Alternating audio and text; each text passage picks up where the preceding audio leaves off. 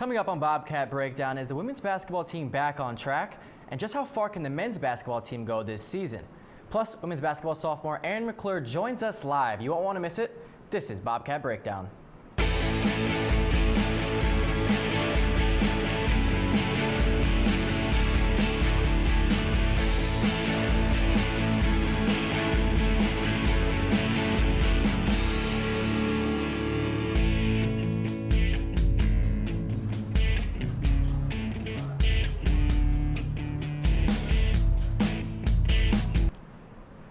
Hello everyone and welcome to a special Valentine's Day edition of Bobcat Breakdown. Call your mother, call your significant other, and tell her you love her. I'm Nicholas Clone, joined by the QBSN Chairman Connor Fortier and Q30 General Manager Andrew Badillo. Fellas, you feeling the love in the air tonight? Of course I do, man. It's Valentine's Day. I've been eating Russell Stovers all day. I'm feeling it. Feeling the love for you two guys tonight. Well, no love lost for the women's basketball team as it rebounded after dropping 2 straight against Iona and Fairfield. Since then, Quinnipiac has taken care of business against Monmouth, Marist, and Siena. Connor, first one coming your way. Are the Bobcats back on track?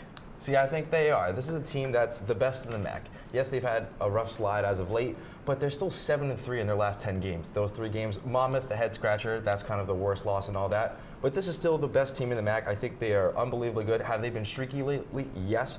But I think if they're able to finish off the rest of the season kind of on back, with they got 4 games left against mediocre opponents, go right back into the MAC playoffs, excuse me, I think they should be able to pick it up there since that streaky start.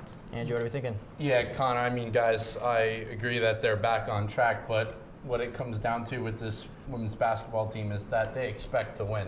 They completely expect to win the MAC championship, avenge its horrible loss against Iona last year, and get back to the NCAA tournament. Because let's be quite honest, guys, this team fully expects to get to the Sweet 16, win an NCAA tournament game, and then get to the Sweet 16. That is the goal for Tricia Fabry's squad. She has said it before. This team has pedigree, they have experience, and that is really where they sort of see themselves going in the future of the season. Yeah, people who call this kind of a streaky type of team right now, I don't see it. They still beat Ryder, who they are tied with for first place 13-3, 79-53 in that stretch of those 10 games where they lost those 3 and those 2 in a row. I think they're back on track, and I think they're set poised for a good playoff run here in the MAC. Are they able to win an NCAA game? I think so. I think this team is able to win an NCAA game. I think that just before we move on, I think the magnitude of the 2 straight losses to Iona and Fairfield sort of shook everything up, and that's why we're even talking about this right now. Good teams go through adversity in the regular season. That's what it is. Totally, and then you just saw they rattled off 3 huge wins, especially the win against Marist. That's huge. I mean, Brian Georges obviously knows how to prepare extremely well to face teams in the MAC. He's an incredible coach. He's got probably the most legendary coach in the MAC's history. So, I mean, for Quinnipiac to rattle off 3 straight wins, all signs are pointing that they are back. And aiding in that success is sophomore Erin McClure, and she's coming off a phenomenal week that earned her MAC Player of the Week after back-to-back games with 16 and 21 points, respectively. Andrew, is McClure the Bobcats' go-to scorer? So she's not the go-to scorer, but at the same time, I don't think there is a definite go-to scorer for this team. Tricia Fabry throughout the year since 4 or 5 years ago, has run the Gold Rush. They have used it sporadically over the past few years. It hasn't been sort of the unit that she used, let's say 4 years ago when she had Felicia Barron and Boo Abshire running those 2 units. Felicia Barron was the backup unit, Felicia Barron was starting unit, Boo Abshire was the backup unit. You've seen that sporadically, but you look up and down the roster, you got players averaging 12 points, 10 points, 8 points, 7 points. McClure is one of those players averaging in single digits. So she's not the go-to scorer. She's had 2 fantastic games in a row. McClure she had a huge game against Siena, scoring 21 points, and against Marist, scoring 16 points. So she's one of the hotter players now, but I don't think she is a go-to scorer. Connor, what are you thinking? I agree with Andrew. I think the way they play and the style that they play, they don't really need a go-to scorer. Now, if it comes to playoff time and they obviously can't run the Gold Rush anymore, if they need a go-to scorer, I think it's Jen Fay. She has the best shooting percentage on the team, all that while taking the 4th most shots on the team. So you usually see best shooting percentage, they must take a lot of shots. She takes the 4th most, all that while averaging the most on the team. If they do need a go-to scorer, I think it's Jen Fay over McClure. So, go ahead. Before that, I think it's Martucci, who would be my go-to scorer. Once again, she's been part of 2 NCAA tournament teams. She has she's probably the best leadership piece that they have. She's versatile, she's an excellent shooter, and she's a very good cutter to the basket. McClure, going back to McClure, she has no three-point shot. That's my argument against that. But again, with Faye, I can't argue against that. I think that if you go down the stretch and you need a big basket, I would go to Martucci just because of that leadership presence, but Faye has been shooting the ball tremendous this year. Very, very disciplined team. We'll see how they make out. But now we'll jump over live to the Piazza where our very own Josh Silverman is joined by the reigning MAC Player of the Week, Erin McClure. Josh? Are you an A block or B block? A block.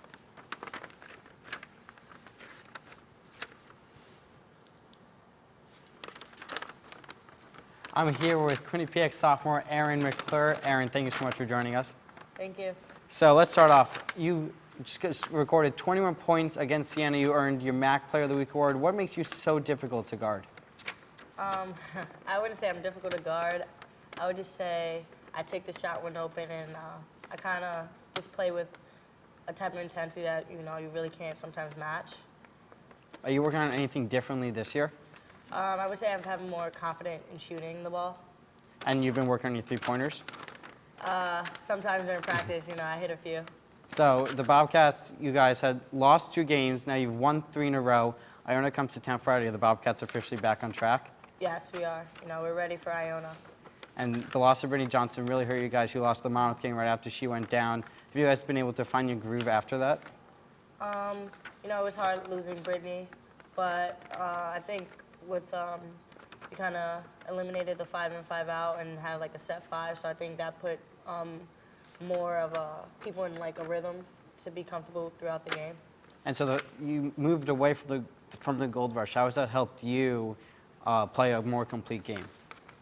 I feel like I am more comfortable with the people I play with, and it's more consistent now, and I also have more of a flow throughout the game. So I mentioned before, Iona comes here Friday night at 5 o'clock. Iona beat you guys early in the year. Is this a revenge game for you? It is. They beat us in a chip last year, and they beat us early in this season, so we need to get it back. And then last question, is this team NCAA tournament bound? Yes, you know it. Yeah. Great. Thank you so much for joining me. Erin, back to you guys at the desk. Thanks, Josh. We're going to take a quick break, but when we come back, these two will tell us which player they would bring back from last year's men's ice hockey team to help this year's team be successful. Stick around. Coming up on Bobcat Breakdown. Coming up on Bobcat Breakdown. Welcome into Studio 125. So what? If you score 40 points in a basketball game, we all know you play Quinnipiac Intramurals. We all know you love to shoot the rock. Well, if you think that's the most ridiculous thing you've ever heard, what I'm about to say, I guess, is going to be pretty ridiculous in your book. But I'm going to say, yes, there is a controversy. Line, getting ready to punch the ball as it lands right in front of another Monmouth player.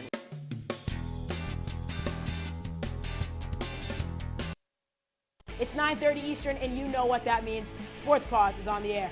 Ball played up the middle. Iman Whalen with a little cheat off the pipe. Preseason just boils down to going after another national championship and not necessarily focusing on the one before. MJ, it is time for our favorite part of the show. It's the top 5 plays of the week, brought to you by B&D Deli, home of the Q-Dog. Let's talk about the first play you want to break down. Yeah, let's break it down right away. But the one name I'm going to throw out there is a freshman, Mika Maples. All this and more. Coming up on the Q30 Newscast.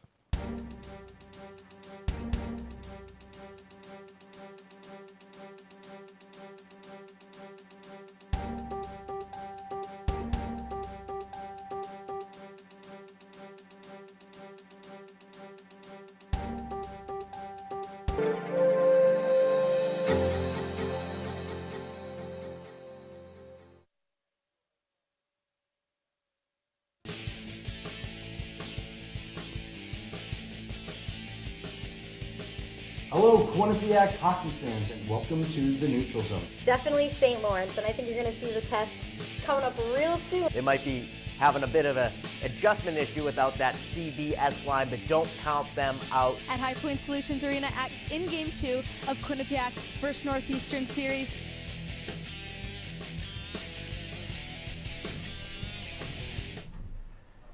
Thanks for sticking with us here on Bobcat Breakdown. So last season, Rand Peckno's team went on a historic run, picking up 32 wins en route to the Frozen Four. The team would eventually fall in the national championship 5-1 to North Dakota. After losing several key players to either graduation or pursuing NHL careers, the team has struggled to find the same level of play from last season. So guys, let's play some Ultimate Team. If you could bring back one player from last year's squad, who would it be? I mean, I'll go first. I think it's Michael Gartig. I think the play of the goaltenders on this squad is a little bit different than last year's, mainly because they have two goaltenders. Last year, Michael Gartig played every single game. This year, you have Truel playing 20, Shortridge playing 16. That does a lot of psyche, I think, for a hockey team, switching goalies in and out every night. They don't know which one is going to play. Gartig's numbers were outstanding last year, sporting a 1.91 goals against average, .924 save percentage. You really can't make up those numbers. I think what they tried maybe doing is making them up between two players, and it just really hasn't worked out. He's a tough loss for this team. I think coming into this year, I was thinking he will be the biggest loss, depending on what the goaltenders do, and looking at where they are right now, outside of the top 20 in the nation on the USCHO poll, I think it is the biggest loss for this team. I would bring him back. So I don't disagree that Gartig would be a tremendous addition to this team, of course. The team lost so many big pieces last year. They lost a lot on offense. They lost Devon Toews on defense, who would be the player that I would bring back, Connor. And not only from what he did for the Bobcats last year, but if you look at how he's transitioned to the next level, the AHL, he has been an absolute force for the Bridgeport Sound Tigers. He's been second in points at the AHL level. He won the AHL's fastest skater competition. I know that really doesn't have anything to do with his production on the ice, but he has just been a tremendous asset to that team at the AHL level.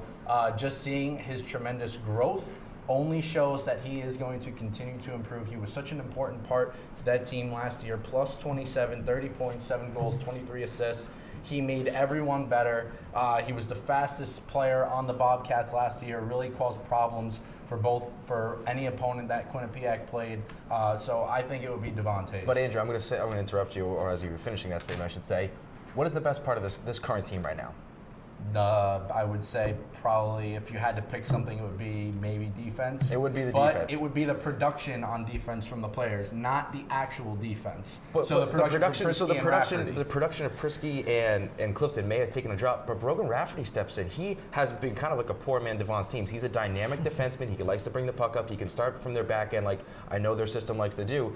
I think Rafferty kind of subbed in for Devon Toews, and as his tenure goes on here, I really think he could fill in that Toews role. This is the best part of their team, is their defense. Their goaltending is one that struggled. Combined with Shortridge and Truel, they have a 900 save percentage. That's 900 save percentage, 2.61 goals against. Those numbers significantly down from last year, whereas the defense, you could say Connor Clifton, Chase Prisky, they can't really repeat how great of a years they did have last year. Still good years this year, but Rafferty stepped right in with Toews' role. I don't disagree with either of you. Goaltending was obviously going to be a huge talking point at the beginning of this season, and Devon Toews has been obviously an anchor since the jump, but how do you not go with Sam Ennis, just absolute wonder kid? You dump him the ball, he's going to do magical things. We'll move on, though. With spring sports right around the corner, the men's lacrosse preseason poll picked Quinnipiac to repeat as MAC champions. Sophomore Foster Cuomo was also selected as the preseason co-player of the year, and I had the chance to catch up with him to reflect on last year's success and preview the upcoming season.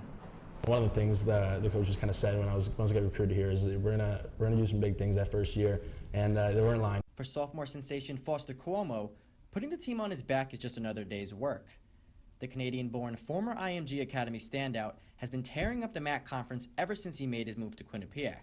He was given his opportunity and hasn't looked back since. I came in with the mindset of just trying to contribute as much as I could, and near the end of the season I got put into that role where I was able to contribute more with points, goals, and assists. And moving forward, I felt comfortable in that position, comfortable with the guys I was working with. So overall, I think it was just it was the right time and the right place. During his freshman campaign, he recorded 22 goals, 11 assists, and finished third on the team in points. He was just recently named MAC preseason co-player of the year after helping his team capture 6 straight wins to grab the MAC regular season title. Leading into those conference games, we were really feeling confident with our play and our systems. So I think it was just team chemistry, talking amongst each other and with our coaches and kind of figuring out, that niche and how we're playing, and it really stuck with the conference play. Quinnipiac hosted the postseason tournament, cruising past the reigning champs Marist to secure the team's first ever NCAA tournament berth. The Bobcats are projected to repeat as champions this year, despite losing several key players from last year's squad. Even last year, there were so many guys ready to fill roles. We got Kevin Deal, Drew D'Antonio, Anthony Carcietta, the list goes on. All these players, this year they're ready to step up and fill those big roles. And we could just see that in this past Harvard scrimmage. We were playing up to their level, and it was looking really good coming into Brown. Quinnipiac will face Brown University in its season opener, and you can expect more of the same from number 9. My goal is just to contribute as much as I can, whether it's goals, assists, or just drawing that slide, making that extra pass. Anything I can do to free up another player, just help our team win is my goal in the end. For Q30, Nicholas Colon. Guys, Foster Cuomo, absolute beast. Great kid to talk to. Very humble. He's going to be a great person to look out for this season for the men's lacrosse team. They're going to be very good. They're picked to win the MAC championship again this season. They have Brian Feldman back. Jack Brust is in goal. Do you think that they're going to be just as successful as they were last season? Yeah, why not? I mean, Brust is going to be the rock for them. I think that he's going to be the ultimate deciding factor. Foster Cuomo came on so strong in the playoffs for Quinnipiac, and actually Monmouth is a team that could give Quinnipiac a run for their money. They beat a ranked team. I think they beat Villanova actually this past weekend. So Monmouth definitely is going to be a team to challenge Quinnipiac this year, but I don't see why Quinnipiac can at least get back to the MAC championship. Yeah, usually, Andrew, I don't like agreeing with you, but I'm going to exactly agree with you. I think when they were picked first in the preseason poll, I saw that coming. Brust coming back is really it for me. He's the backbone of that defense. He was so solid in net last year. I think a lot of the reason for this success. So when I saw he was coming back, I saw the number 1 pick coming up, or the number 1 selection, I guess you're saying, in the preseason coming up, and I do expect a big year for this team again, just like they had last year. Yeah, they lost a very good team in Maryland last season, number 1 seed as we mentioned before. They do have Brown and Princeton on their non-conference schedule again, and just important to note that as with many spring sports teams, they won't be able to play at home. They'll be playing at Yale all their home games, so they won't really have any true home games. I asked him if that would really plague him at all. He said he doesn't think so, so we'll look out for the men's lacrosse team this season. When we come back, Andrew and Connor will break down the men's basketball team's chances in the MAC tournament, and I will present the winner of the show with a rose. Stay with us. Coming up on Bobcat Breakdown. Coming up on Bobcat Breakdown. And welcome into Studio 125. So what? If you score 40 points in a basketball game, we all know you play Quinnipiac Intramurals. We all know you love to shoot the rock. Well, if you think that's the most ridiculous thing you've ever heard, what I'm about to say, I guess, is going to be pretty ridiculous in your book, but I'm going to say yes, there is a controversy. I'm getting ready to punch the ball as it lands right in front of another Monmouth player.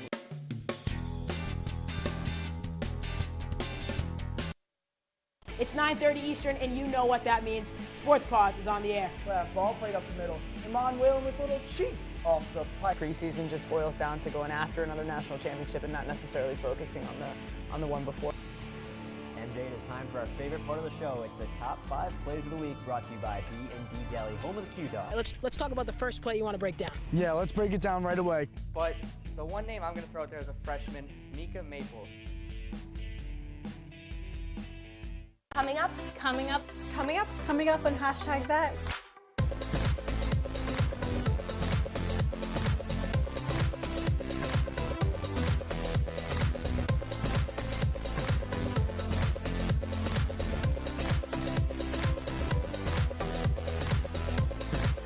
We are your source for Quinnipiac's entertainment news.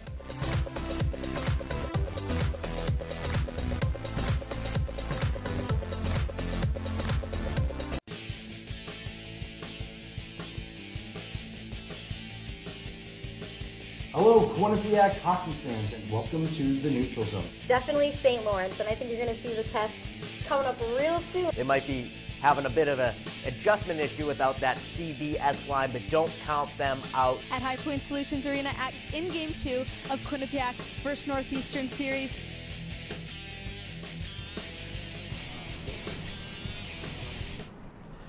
Thanks for staying with us. The 10-16 men's basketball team is fighting for a first-round bye in the MAC tournament, but have dropped a couple games against top opponents. Andrew, what do you think the ceiling is for this team come playoffs for Tom Moore's squad? Is a hard concrete ceiling at the 5th seed, and let me tell you guys why. This team has been phenomenal all season offensively. 76.6 points per game, that's 4th in the MAC. That's a huge upgrade from last year's team. However, they have been allowing 81.7 points per game, which is 11th in the conference. And in case you guys don't know, that there's 11 teams in the MAC, so they're in last place. You're not going to be able to win any games against the top teams in the MAC if you're giving up 81.7 points 0.7 points per game, and you're only scoring 76. It's just not how it works, especially with a team that is young and doesn't have a lot of winning pedigree on it. That is something that Tom Moore said in the beginning of the season. He doesn't really have a piece on this team, a player that can sort of go in the locker room, rally the troops, and get everyone to listen and buy into the culture. It has to come more from the coaching staff. You could argue either way, whether it should come from the coaching staff or it should come from players on the team. But guys, the matter of the fact is that there aren't many leadership pieces on that team, and that's fine because they are so young and they have a long way to go. But that just for this season, I don't think that they can get any higher than number 5.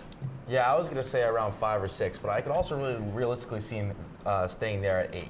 The loss of Donovan Smith was crucial for this team. He was a big presence down low, and I think something like that could really hurt this team. They're very top-heavy in scoring, and getting a presence down low like that and losing that definitely hurts the team. He was a senior. He was a transfer, but he was a senior still. That would be some voice in the locker room, like you were saying, Andrew. But a loss like that really, I think, holds him either that 8th spot or maybe up to the 6th spot. 5th spot, I think, is a little too high, Andrew. Maybe they've been scoring a lot more, like you said, but if they maybe latch down the defense a little bit more, they have a chance of reaching that 5 spot. But I would put the 6th at the absolute best. I do agree with you. It's a concrete ceiling right there. I think if they're able to finish up in that 5th spot, they would really have to work hard and play hard the remaining of the regular season. All right, so let me ask you, where do you actually think that they're going to be?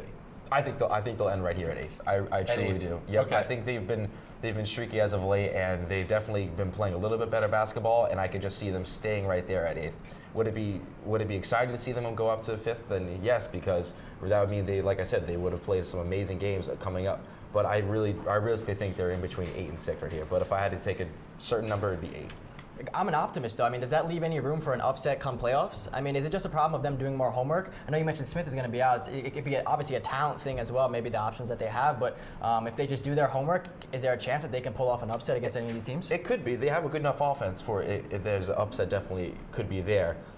They have to put themselves in a good position, though, when it comes down to that. Like you said, they're working for that first-round bye. They got to get it where the jury's still out on it. But this offense is good enough. Some team comes in cold one day and they play the game that they want to play. It's definitely there for the taking for them, if you want to put it in that perspective. I disagree. I don't think come playoff time, I think the team is going to fold. I really do. I think that it's a long season for your top 2 scorers to be 2 true freshman point guards. I think it's a little bit too much to ask for. Chase Daniels is the 3rd leading scorer. He's a junior, but again, he missed most of last season. So you're really your highest point producer. That is I guess we'll say the player with the most experience is a guy who's only played for 2 years. So I really don't think if they run into a team like Iona or Siena, they're going to be in a lot of trouble, especially with Siena getting Nico Clarith back. It's going to be really, really tough. See, but I'm going to use your argument against you here. You say they're a young team. They don't know if they have the voice in the locker room. A young team doesn't know really what it comes down to this, and that could be good. Ignorance could be good in this situation because simply, hey, they're going to play their game. They know they don't care about the history that happened before with an Iona or a Manhattan or anything in the MAC playoffs for that matter. They care about the team that they're playing on. They care about the game they're going to play. It could work in their advantage. I could definitely see something crazy happening with this team. Like I said, if a team comes into the gym a little cold, they have the offense to upset someone, I think. The team is also to be proven to be had cases in the past. If they get down 10 points to St. Peter's, Monmouth, Iona, Siena, they're done. Well, there you go. I mean, what is it that's holding them back? Is it a mental game or is it a physical game? I mean, even in seasons past, what has stopped them from reaching the upper echelon, of them cracking that, of them being a number 1 seed, of them reaching the NCAA tournament? What's been holding them back? It's just been that one factor. We saw it 3 years ago, our freshman year, Umar Shannon getting hurt against Siena late in the year. That completely destroyed their chance of advancing any farther in the MAC tournament than they did. You saw they got exposed in that game against Manhattan. Manhattan put on a full court press. Kasim Chandler, a freshman at the time, had absolutely no chance against that press. Manhattan ran Quinnipiac out of the building. A few years ago, you saw Usman Drame and Zaid Hurst. I mean, you saw it. Zaid Hurst was really the guy all season. 30 points, 35 points. I think he even scored upwards of 40 points one game. He got worn out towards the end of the year. You only had Usman Drame and Zaid Hurst who were producing towards the end of the season for that team, and you saw where they finished. They were a mediocre team, and they lost in a surprising game in the first round of the MAC tournament against Marist. I'm glad you kind of said that wearing out, because if we're asking what's holding this teams back, I'm going to say it's their lack of depth of scoring. They really have Mikey Dixon, Peter Kish, Chase Daniels. Those are their 3 scorers recently. Everyone else, Andrew Robertson, he may be able to get string in a game in there. Reggie Oliver may be able to string in a game in there. But consistently, they're only getting scoring from about 3 people, and it could work against them, like you said, Andrew. They could just get worn out by the end of it. You could play devil's advocate saying, well, if those 3 really put the team on their back, then they have the opportunity to do something special because those are dynamic scorers that this team has so far. But they are young. But if it was them holding the back, it's that lack of depth of scoring, but also their free throws. The free throws, they haven't really been that good behind at the free throw line. 67% on the year. That is a glaring number, and if something really were to kill them in the end, it could be free throws. I'm going to say it's their defense. I agree with you with the free throws, but when you're the worst defensive team in the MAC and you're as young as Quinnipiac is, that is just a recipe for disaster, especially, once again, when you have to go against teams with so much winning pedigree and experience, such as Monmouth and Iona. Quinnipiac won't make it very far in the MAC tournament with a defense like theirs. Well, time will tell. I don't want to jump too far into the future, but I know we have a lot of basketball still to be played, but if you were recruiting, if you were in charge of recruiting right now, what kind of player would you bring in? What kind of playmaker, or even on the defensive end? What kind of player would you bring in to help this team, give them a boost? You go first. I would bring in as tall as you can find. Go way up north, see what type of person you can find up there, maybe a big farm boy who could really body everyone down low. Be that defensive force, be a rim protector for this team. If they have that with dynamic scoring, they could be pretty impressive. True, rebounding is down. Long, athletic point guards. That's what you need. That is 100% what you need in the MAC. The MAC is a point guard heavy league. Get away from the rebounding, more scoring, long, athletic point guards. Put a full court press up. That's, I think, what Tom Moore and Eric and Coach Eaton and all the other coaches and the coaching staff need to recruit. All right, well, thank God you guys aren't in charge. So let's move on to our Game of the Week segment. This week's Game of the Week is the women's basketball team taking on the Iona Gales on Friday at Lender Court. The Gales defeated the Bobcats back in January, 58-44, and these 2 teams have been on or near the top of the MAC for the past several years. Who do you guys think is coming out of this one on top? Connor, you go first. I'm going to go with Quinnipiac. I said they needed to win these 4 games to right the ship. I already think they're doing a good job on it. Iona is the toughest opponent they have left. They're 4th in the MAC. After that, you have Manhattan 10th, Marist 6th, and Canisius, who's in 8th. So I think this team knows this is a big game. This is the game they need to win before they go back to the before they go to the playoffs, and I think they can show up. Coach Fabry, I think, would have them perfectly coached for that game. I think they know how big it is, and I expect them a Quinnipiac win on that. Yeah, again, I mean, everyone knows what Quinnipiac's going to do going into the game. I do think Quinnipiac's going to come out on top. They're going to shoot you to death. Well, that's a tough play on words there, but they are going to shoot you out. They're going to completely outshoot you. They're going to toss up 20 more shots than the other team, but and the coach of Iona and Iona on defense knows that that's what's going to come. So yeah, essentially, I think Quinnipiac is going to take the game. I think they're going to run the table in the MAC and get to the MAC championship, where they could potentially play Iona in the MAC championship game. Well, Andrew, just one more quick question right back to you. If there were any holes or any vulnerabilities in this team, what would it be? It would be the fact that they could go cold from behind the arc, just in general shooting. That's what haunted them in the past. Yeah. Going cold. I mean, you saw it in the game against Iona and the game against Fairfield. They shot under 15% from the three-point line. They made 2 3-pointers against Iona in the last game. So if you go 2 for 19 from three-point range, you're going to lose every game. But don't you think Coach Fabry is telling her team that? Don't you think she's going to say, this is a team that we've struggled against, not as much as recently, but in our history in the MAC? She definitely has his team ready. Like I said, they know exactly how big this game is. They know that people may be talking, they may be streaky, they may not be doing good. They're still 7-3, like I said, in their last 10. They know who their opponents are. They know this is their last speed bump. This is the last hurdle, I should say, to get over into the playoffs. And I think they're ready to go into the playoffs in this form. Well, quickly, if they're cold, do you think Fabry's telling them not to shoot? No, it's the strategy that they're going to go for. They're going to live and die by the three-pointer. From taking the first shot in the shot clock, the first good shot that they get. That is what they've completely, it's their strategy. All right, well, today is Valentine's Day, and a special edition, so our EP is coming over with the rose, and I'm going to pick who I think did a better job today. Connor, I really like your point about recruiting, bringing a lumberjack down, getting some big boards for the basketball team. But Andrew, you've had a lot of good points in this one. Connor, I think I'm going to give it to Andrew. Hey, that's brutal. Do I get my limo now? No. So we're you got these for your girlfriend, right? Yes, I did get it for my girlfriend. I think you should give it to yours instead. Yeah. Oh. She's a little far, though. That's true. All right. Well, we have no love lost between these two. So be sure to check us out at theqbsn.com and at q30television.com. For Connor and for Andrew, I'm Nicholas Cologne. Spread love.